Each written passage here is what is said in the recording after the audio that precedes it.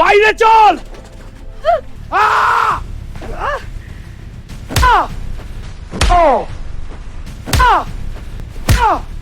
IPS officer Monika ছিলেন কর্তব্যে অটল এবং অত্যন্ত আত্মবিশ্বাসী একজন মানুষ।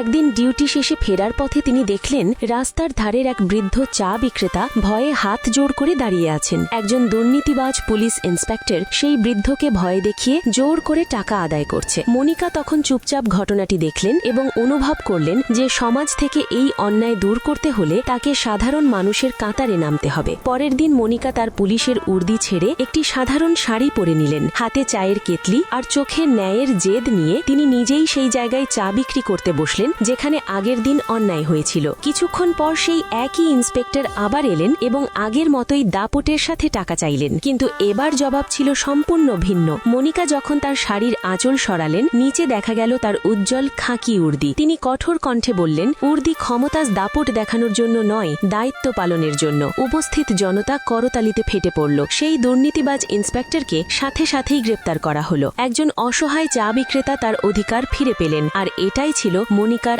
আসল জয়।